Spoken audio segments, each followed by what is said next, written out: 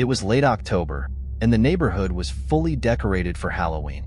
The pumpkins with their grinning faces and the ghosts hanging from trees seemed harmless, but something about this year bothered me. Maybe it was the unusual quietness of the streets, or the way the shadows of the decorations moved with the wind as if they were alive.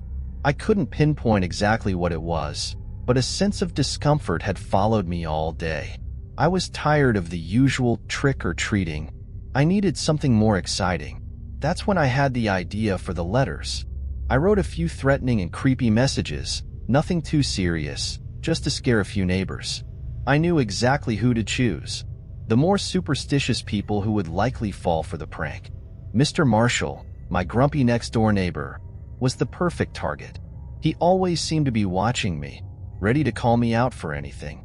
That night, I went out to distribute the letters, amused at the thought of how they'd react upon receiving them.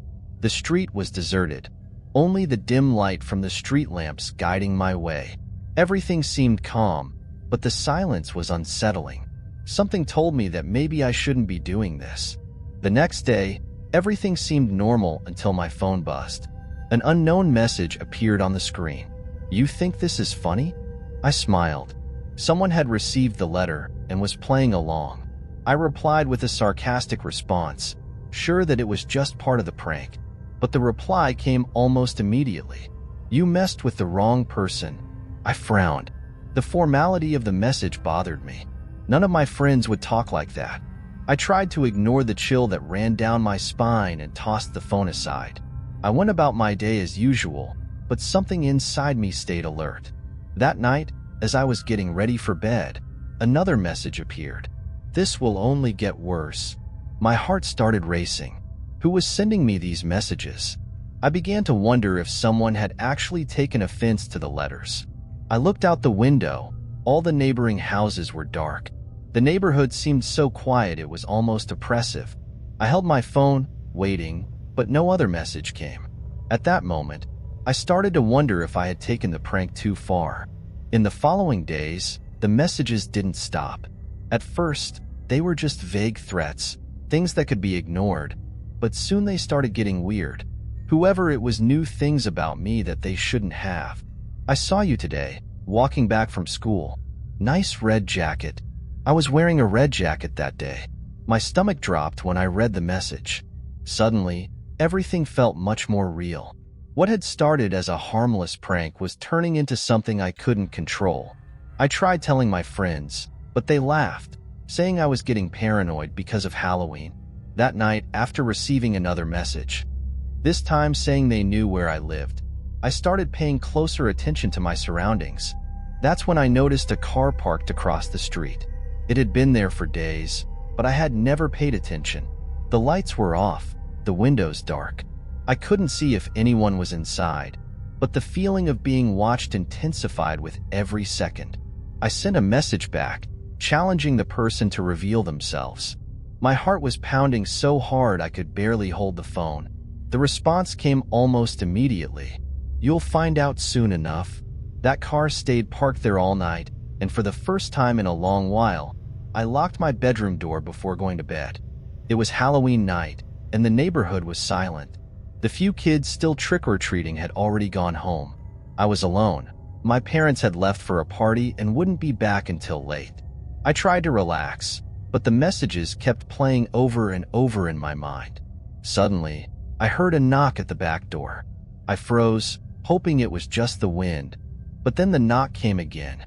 My phone buzzed in my hand with another message. "Open the door." My heart stopped. Whoever it was, they were outside. I stood up slowly, trying to think of what to do. The house felt terrifyingly silent, the kind of silence that amplifies even the smallest noise. When I looked out the window, I didn't see anyone, but the fear inside me was growing. The messages kept coming. "I know you're there." A chill ran down my spine. This wasn't a prank anymore.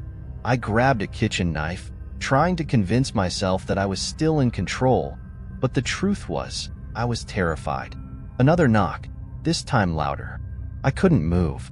The streetlights flickered, and through the front window, I saw the same car, still parked in the usual spot. But this time, I was sure someone was inside, watching me. I was frozen in the middle of the kitchen, the sound of the knocks still echoing in my mind. My phone buzzed again. Trembling, I looked at the screen. I'm inside your house. My breath caught in my throat. How was that possible? I was alone? Or at least, I thought I was. My parents were out, and I was sure I had locked all the doors. But fear began to creep in, and suddenly, all the small flaws in my security started to surface. Maybe I had forgotten to lock the garage door, or left a window cracked open. With the knife tightly gripped in my hand, I started walking upstairs. Each step seemed louder than the last. The hallway was completely dark, and all I could hear was the sound of my own breathing. My heart was racing. I heard faint noises, light footsteps, as if someone was circling around me, but I couldn't see anyone. I reached my room and found it just the way I had left it, except for one thing. The window was slightly open, something I didn't remember doing. I looked around, expecting to see someone, but it was eerily quiet, except for the wind blowing outside. Then, the final message arrived. I warned you. I spent the rest of the night locked in my room, the knife by my side, my eyes glued to the door. Every little noise made me jump. The phone kept buzzing, but I couldn't bring myself to look at the messages anymore. The fear was paralyzing, and I no longer knew if I was dealing with a bad prank or something far more dangerous. When my parents got home, I was still awake, wide-eyed. They asked what had happened, but I couldn't explain. What could I say? That I had been haunted by text messages? That someone, maybe one of the neighbors I had pranked, was stalking me? The next morning, I deleted all the messages and changed my number. I tried convincing myself that it was over, but the unease didn't go away. Every time I walked through the neighborhood, the car that had been parked across the street seemed like it was still watching me. Even now, every Halloween, I feel that same sense of being watched. I've never pulled pranks again, never left another letter, but something tells me that whoever it was is still out there, waiting for the right moment to return.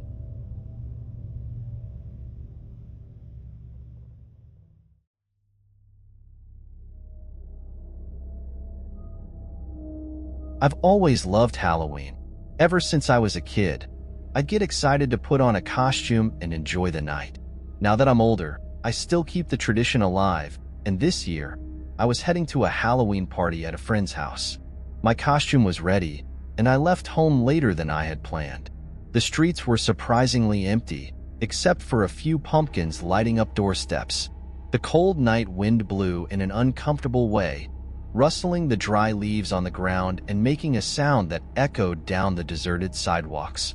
Walking alone was never an issue for me, but tonight, something felt off. The emptiness of the streets was unsettling. Where was everyone? I expected to see kids in costumes running around, families going from door to door, but there was no one.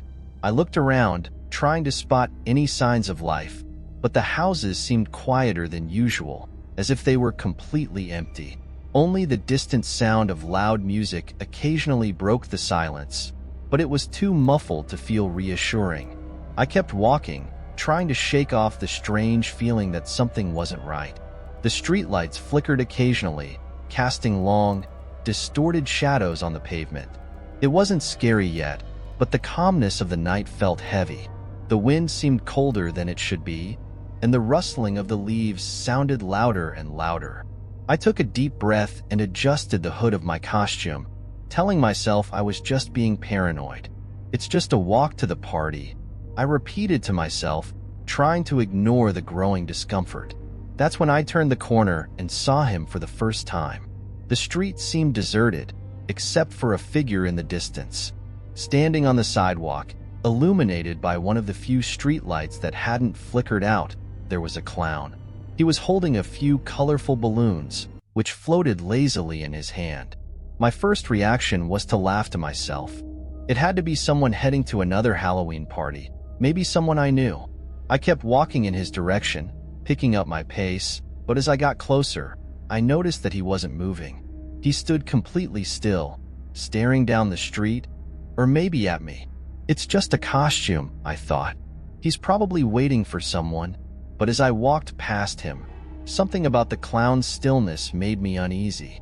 He didn't move, didn't wave, didn't say anything. He just stood there, holding his balloons as if I were invisible or like he was waiting for something. I glanced back for a second, just to confirm that he was still there. And he was. Still standing, still motionless. But now, it seemed like his eyes were fixed on me. I quickened my pace. It was nothing, of course. Just someone in a costume, maybe trying to scare people. Even so, my stomach twisted uncomfortably. The street felt even quieter now, the wind sharper, and the sound of my own footsteps echoed through the empty street. I tried to push the discomfort away, but the stories my friends had told about this neighborhood started creeping into my mind. They joked that, on past Halloweens, people in masks had chased and frightened residents. Just urban legends, I knew. Even so, the presence of that clown, so static, so silent, was starting to bother me more than I wanted to admit. As I kept walking, an unsettling feeling started to creep up on me. With every step, the weight in my stomach grew, like something was about to happen. I couldn't shake the image of the clown from my mind, and for some reason, I felt the need to look back. When I did, I nearly froze in fear. He was walking, not running, just walking in my direction, still holding the balloons. His pace was slow, deliberate, as if he was following me, but without any urgency. At first, I tried to calm myself down. It's just someone messing around, I thought. Maybe it was a friend, or someone else heading to the same party, playing a prank. Even so, my heart started racing, and I instinctively sped up. Each time I glanced back, he was there, always at the same distance, never changing his pace. It was as if he was playing with me, keeping a comfortable distance but always present. The initial discomfort was now turning into full-blown panic. I turned a corner, trying to lose him, but when I looked back again, there he was, still walking methodically, as if he knew exactly where I was going. By now, fear had taken over my thoughts. This didn't seem like a joke anymore. I changed streets again, heading in a completely different direction from the party, but the clown kept following me. My feet started to ache from speeding up, and doubt began to settle in my mind. Was this real? Was I in actual danger? Or was this just someone trying to scare me on Halloween? I looked back again, and the clown had shortened the distance between us. He still wasn't running, but he was definitely closer now. I didn't know what to think anymore. The terror was growing by the second, and all I could wonder was what he wanted and why he was following me so relentlessly. Panic finally overtook me. Without a second thought, I started running. My legs moved on their own, trying to put as much distance between us as possible. But to my horror, I heard the sound of quick footsteps echoing behind me. The clown, who had been walking before, was now running. The sound of his shoes hitting the pavement echoed through the silent streets, growing closer with each passing second. I ran as fast as I could, feeling the cold air fill my lungs and my heart pound in my chest. Every time I looked back, he was closer, the balloons bouncing wildly at his side as he chased me. My body was in full adrenaline mode, and I could barely think straight. My legs burned from the sprint, but the fear was stronger than the pain. I turned into another street and saw something that made my stomach drop. It was a dead end. Desperation washed over me. There was nowhere to go. I quickly turned around and saw the clown rounding the corner behind me, running straight toward me. He pulled something from his pocket, but in the dim light, I couldn't make out what it was. The darkness seemed to swallow the object, making my fear even worse. My mind wavered between terror and uncertainty. Was this some bizarre prank, or was I truly in danger? With no other options, I ran toward a small alleyway between two houses. I squeezed through, nearly falling from the effort, and finally emerged onto a busier street. I looked back, my heart in my throat, but the clown had vanished. He was no longer following me. Even so, the fear didn't leave me. I kept walking, still breathless, glancing over my shoulder every minute, with the terrible feeling that he could appear again at any moment, with those balloons floating beside him. Even after I made it home, that night stayed with me, and to this day, whenever I see a clown, my whole body tenses with fear, as if he's just waiting to chase me again.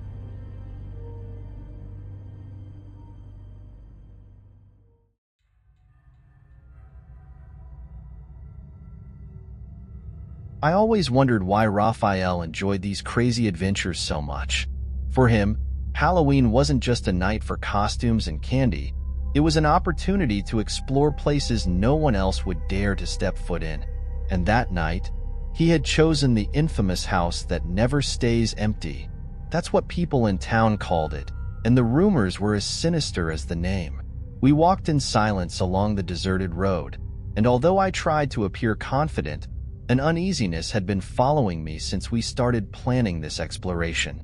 The air felt strange, heavier than usual, as if something was watching us. I glanced at Raphael, who kept pace, as excited as ever. He talked about the stories he'd heard about the house, laughing at the local superstitions. I just wanted the night to be over. "Do you really think there's something in that house?" I asked, trying to sound casual, but my nervousness was obvious. Raphael shrugged. "It's just an old house. People love to exaggerate." Even so, I couldn't shake the feeling that we were about to do something we shouldn't. When we finally arrived at the house, the uneasiness that had been following me throughout the walk intensified. The house stood there, imposing and worn by time. But what really unsettled me were the signs that someone might be living there, despite the place being considered abandoned for years. Clothes scattered on the floor, dishes with food remains on a table in the corner, and a faint light flickering on the second floor. Raphael laughed, as if it were all part of the fun. "Maybe someone's living here, huh?" he joked, not noticing how uncomfortable I was. I, on the other hand, felt the air grow heavier with each step we took. Something about that house felt wrong, very wrong. But Raphael was determined to explore everything, calling me to go upstairs. And despite the growing feeling that we should leave, I followed him. We climbed the stairs in silence. Each step creaked, as if the house was warning us to turn back. When we reached the second floor, a light breeze passed by us, even though the windows were closed.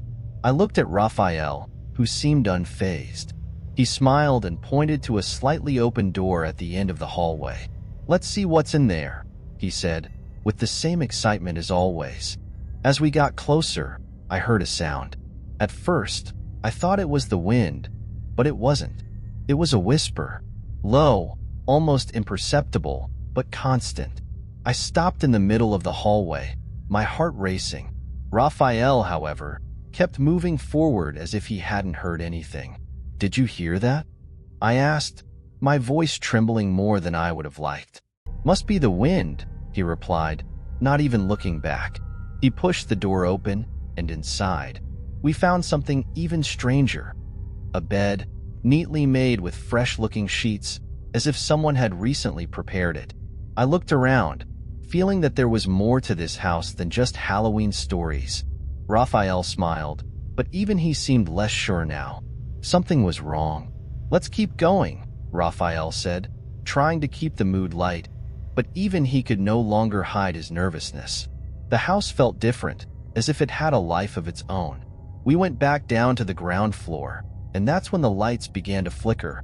At first, I thought it was just a common electrical issue in an abandoned place, but something was off about the way the lights flickered, as if they were trying to communicate. We stopped in the middle of the room, saying nothing, just watching.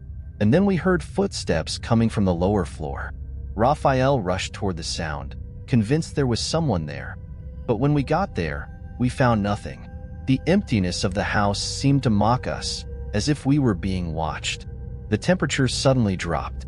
The air around us became so cold that a thin mist started to form. Raphael, once so sure of himself, was now tense, though he still tried to keep control of the situation. I couldn't think of anything but getting out of there as fast as possible. I tried to hide it, but I was terrified. "I think we've explored enough, Raphael. Let's get out of here." He looked at me, visibly uneasy for the first time that night. But, reluctantly, he nodded. We hurried back to the front room, as if something invisible was following closely behind.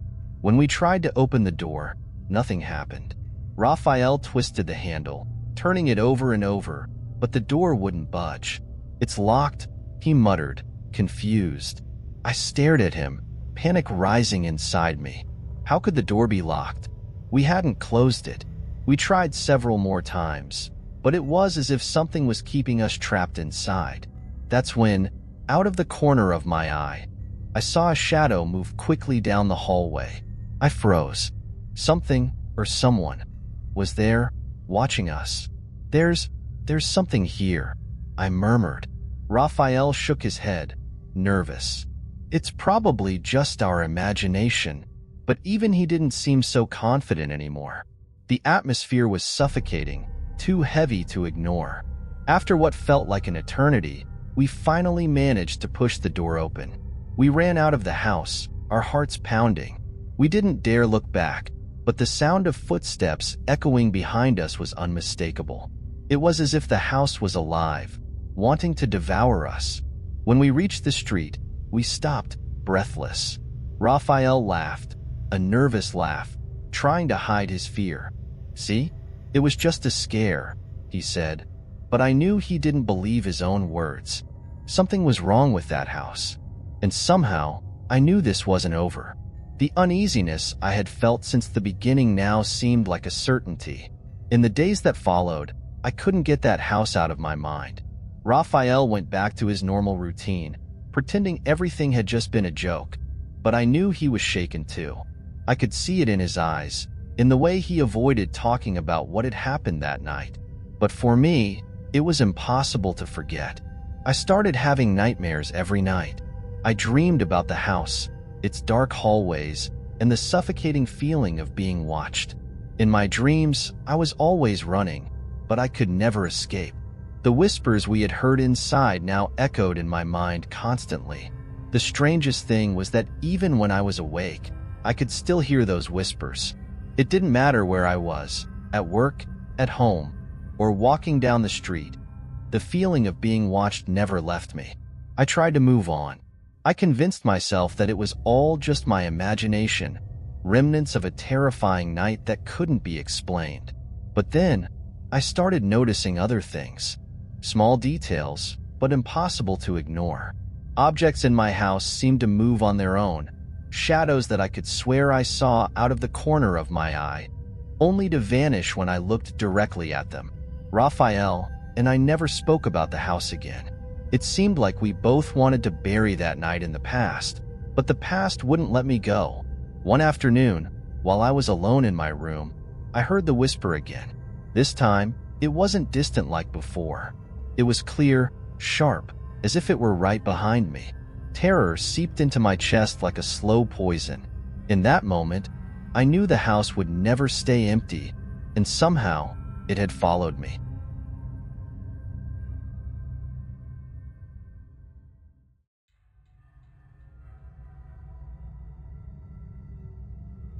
I never really liked working on Halloween nights. The streets were always full of drunk people, strange costumes, and the whole city felt chaotic.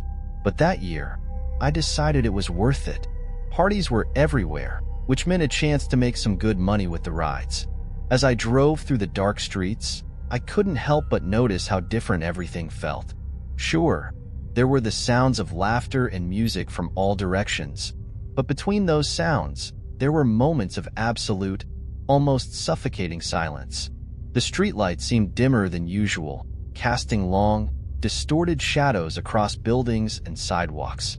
Something about the atmosphere that night made me uneasy, like the city itself was trying to warn me to stay away.